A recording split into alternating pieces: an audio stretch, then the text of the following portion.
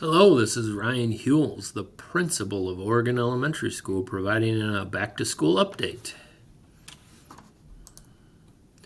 Some summer highlights. For the first time ever, we held a math camp, which put a little spin on some of the summer programming we traditionally offer.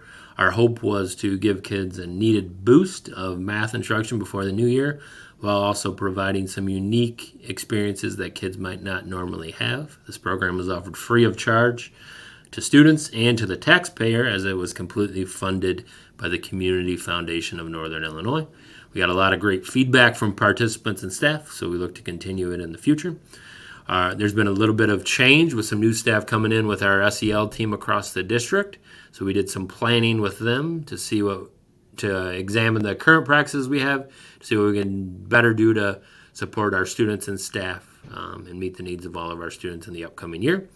One thing I'm super excited about, especially compared to other area schools and across the state in an era of a teacher shortage, but we have 100% of our certified staff that were eligible to return chose to come back. So I think that's a testament to the positive environment we've created here at OES and across the district. So thank you to the board and the leadership team for making this a great place to work. We're getting a new ELA resource, so we spent a great deal of time doing some planning with our staff. We've had a few trainings before the school year. We've got a plethora of print resources that we've made sure teachers had in their classrooms before kids arrived. And then the tech department has done a great job making sure our students and staff have access before the first day. And then this fall we'll also be opening a fourth preschool classroom to eliminate our wait list. And with that, we have a brand new playground that our preschool kids will have access to. It's fenced in and very safe. And all of this was completely funded by the Preschool for All grant. So again, no added expense to the taxpayer there.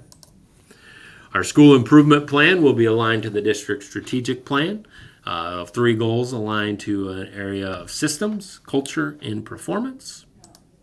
Our performance goal, we hope to see a 5% increase in the total number of students meeting the fall to spring growth goal on the NWA MAPS assessment.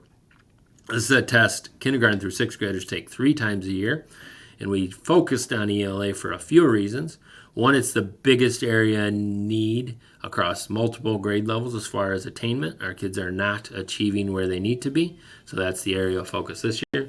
And also it directly aligns with the timing of adopting a new ELA resource, so it's already a heavy focus on our staff, and then it coincides with over 30 of our staff completing ongoing letters training, which is best-in-class early literacy instruction. So all of those things are aligned, which should help provide a narrow focus for our staff. Some things we've already done in preparation for the new year. We've increased instructional time in ELA at the 5th and 6th grade level by adding a writing class. So last year, students only had 60 minutes of ELA instruction. This year, they'll have 120 minutes with 2 separate classes that they will go to each day. So that'll be great.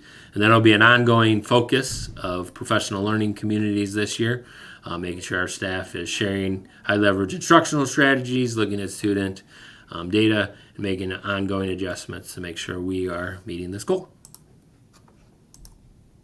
Our systems goal is very similar to our performance, and that's done with purposeful intent. We want everything aligned. But we'll have an implementation team that's monitoring the implementation of our new CKLA resource. We plan to complete 70% of the units as outlined by that team.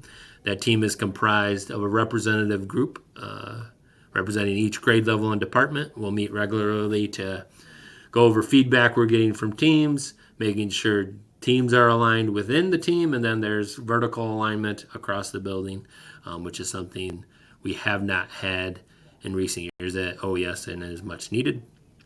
We landed on 70% because we want to make sure what units we do implement this year. Change is always hard, but we want to make sure we implement them well, while also making sure we're covering all priority standards, which will be done.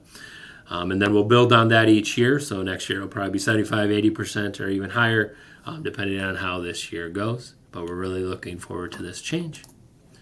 culture. In the spring, we gave the panorama survey, and one glaring concern was how our staff viewed the professional learning opportunities we're providing.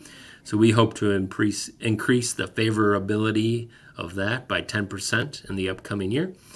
The SIP team surveyed our staff to see what types of opportunities staff was craving, and supporting students with special needs came out on top. So that'll be an area of focus right when we come back and throughout the year at staff meetings and Wednesday earlier release times. We hope to embed some professional development activities, share some resources.